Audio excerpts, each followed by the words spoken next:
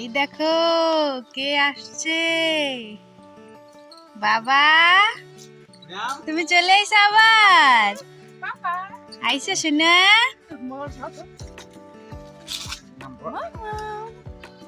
আসো মা আসো। এদিকে দেখবার বলি না।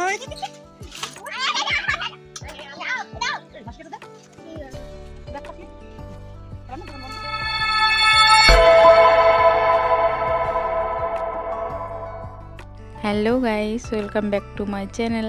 তো আমার নতুন একটা ভিডিওতে তোমাদের সকলকে জানাই ওয়েলকাম। তো আমার এই ভিডিওটা অনেক দিন আগের, আমি যখন মালদাতে ছিলাম তো ভিডিও আমার পোস্ট করা হয়নি, যার জন্য সব পেন্ডিং হয়ে আছে। আর কিছু কিছু ভিডিও যেটা দেওয়ার জন্য আমি রেডি করেছিলাম, জানি না মোবাইল থেকে কীভাবে ডিলিট হয়ে গেছে। তো তোমরা একটু অ্যাডজাস্ট করে প্লিজ দেখে নিও। তো বোন আমার সঙ্গে এখানে দেখা করতে এসছে, কারণ আজকে আমরা বাড়ি ছেড়ে চলে যাচ্ছি আজ বাড়ি ছেড়ে। মনটা খুব খারাপ, তবে ডাইরেক্ট শ্বশুরবাড়ি যাচ্ছি না, এটা তোমাদের জন্য সিক্রেট। অবশ্যই দেখবে কোথায় যাচ্ছি। তো বাড়ি ছেড়ে যাচ্ছি, এটাই মন। আমার এই শান্তির জায়গাটা ছেড়ে চলে যাচ্ছি, এই মনটা। তবে কাঁদবো না, সঙ্গে দাদু ঠাম্মা সবাইকে নিয়েই যাচ্ছি। কোথায় যাচ্ছি, কেন যাচ্ছি, সেটা সিক্রেট। দেখতে থাকো, জানতে পারবে। তো আজ চলে যাচ্ছি, যতটা না কষ্ট হচ্ছে তার থেকে বেশি আনন্দ হচ্ছে, কারণ আমি যেখানে যাচ্ছি সেখানে একটা আনন্দেরই জায়গা, সুখেরই জায়গা বলতে পারো, আমাদের স্বর্গ এখানে। তো বেশি কথা বলবো না, তোমরা ভিডিওটা দেখে থাকলেই বুঝতে পারবে কোথায় যাচ্ছি আর কেন এবার স্বর্গ বললাম। তো সবাই এখানে চলে এসছে আমাকে বিদায় জানানোর জন্য, আর বোনও আমাদের সঙ্গেই চলে যাচ্ছে, কেননা বাড়িতে তো কেউ নেই।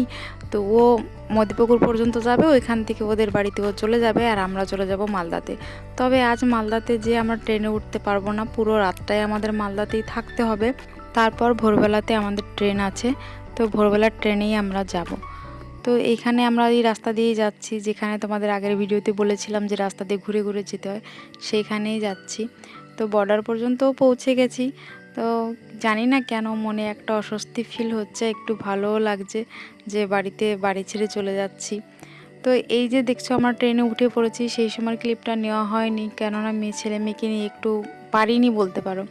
তো ট্রেন থেকেই ক্লিপটা নিয়েছি, আর এই সেই জায়গা যেখানে পৌঁছে গেছি। মানে ট্রেনে যারা যারা ছিল সবাই বলছে এই গুফাগুলোর মধ্যে দিয়ে পার হওয়া মানে আমরা মহারাষ্ট্রে পৌঁছে গেছি। হ্যাঁ গাইস, আমি মহারাষ্ট্রে এসেছি, মানে মুম্বাই এসেছি। কারণটা একটু পরেই বলছি, না হলে ভিডিও স্কিপ করে চলে যাবে তোমরা। তো আর এই গুফাগুলো যখন পার হচ্ছিলাম ট্রেনের মধ্যে, সবাই এত চেঁচাচ্ছিল যে কি বলবো। আর আমি মোবাইলের মানে অরিজিনাল ভয়েসটা আমাকে বাদ দিতেই হলো। ভেবেছিলাম অরিজিনাল ভয়েসটা আমি রাখবো, কিন্তু রাখতে পারিনি। আর যে কথাটা না বললেই নয় গাইস, এত গরম ছিল ওখানে, মানে ট্রেনের মধ্যেই আমরা পাগল হয়ে যাচ্ছিলাম গরমে। মানে তোমরা আমার মেয়ের মুখটা দেখেই বুঝতে পারবে যে গরমে ওর কেমন অবস্থা। ওর গায়ে যে জামাটা ছিল সেটা রীতিমতো গায়েই শুকিয়েছে, আবার গায়ের মধ্যেই ভিজে গেছে, যেন বা চান করিয়ে এনেছি, এরকম পরিস্থিতি। মালদা পার হয়ে যখন আমরা মহারাষ্ট্রের সীমানা পর্যন্ত পৌঁছে গেছি, তারপর থেকে যে এত গরম, মানে অসহ্যজনক গরম, এত গরম। তবুও দেখো আমার মেয়ের মুখের হাসি কমছে না। ও একটু গরম থেকে রিল্যাক্স হওয়ার জন্য উঠে একটু খেলার চেষ্টা করছিল।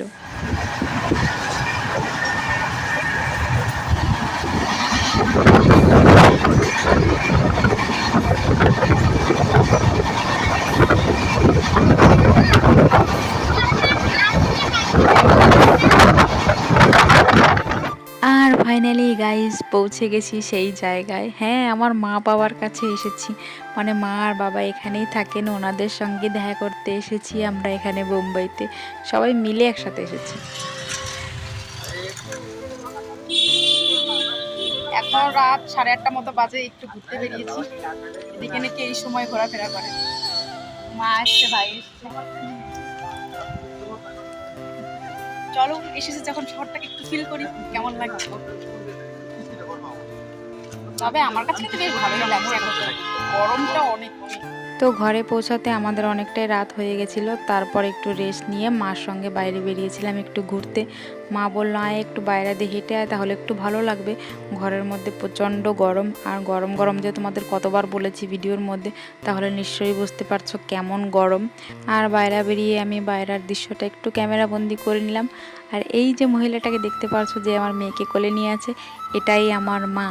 হ্যাঁ গাইস, এটাই আমার মা। তো মা আর আমি একটু হেঁটে আসলাম, সঙ্গে ভাইও এসেছিল। তারপর আমরা সবাই মিলে চলে আসলাম ঘরের দিকে। মাকে বললাম চলো যাই, আমার আর ভালো লাগছে না হাঁটতে। তো এটা মাদের সোসাইটির গেট, তো এখান দিয়ে সোজা ভিতরে যেতে হবে। তারপর দেখি এখানে বাবাও দাঁড়িয়ে আছে আমাদের জন্য, বলল কোথায় গিয়েছিলি? হ্যাঁ এটা আমার বাবা। তো বোম্বাইতে আসা বলতে পারো আমার একটা স্বপ্ন ছিল, যেটা এখন এসে পূরণ হলো। যখন আমি উচ্চ মাধ্যমিক পরীক্ষা দিয়েছিলাম তখন আমার আসার কথা ছিল, মানে আমার বাবা মা এখানে অনেক বছর ধরেই আছেন। তো সেই সময় আর আসতে পারিনি, সেই সৌভাগ্যটা তখন আমার হয়নি। তারপরই আমার বিয়ে হয়ে গেছে। তো সেই সৌভাগ্যটা এখন আমার এসে হলো। তো এখন আমি চান্স পেয়েছি এখানে আসার, ঘোরার। তো দেখা যাক কতটুকু কি ঘুরতে পারি, আর তোমরাও সঙ্গে দেখতে থাকো।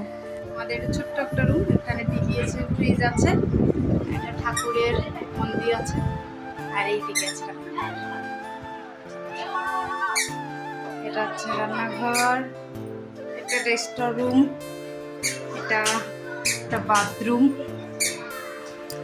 আমি মা বাবার এখানে এসেছি, আমি ঠাম্মা দাদু ভাই এসেছি, হয়তো এখানেই থাকে। তো এসেছি কালকে বিকেলবেলায়, আর ভিডিওটা কন্টিনিউ করা হয়নি।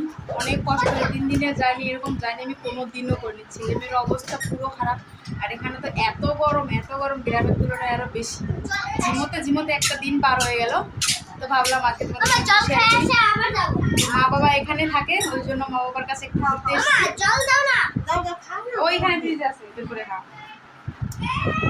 তো এইটাই ছিল আমার একটা ড্রিম বলতে পারো, অনেক বছর ধরে আসবো কিন্তু আসতে পারিনি। ফাইনালি এটা পূরণ হলো, তো বেশ ভালো লাগছে। আজ নিয়ে 2 দিন হলো এসেছি, তো বাকিটা তোমাদের সঙ্গে শেয়ার করবো অবশ্যই। আজকের মতো টাটা, বাই বাই, দেখা হবে নেক্সট ভিডিওতে।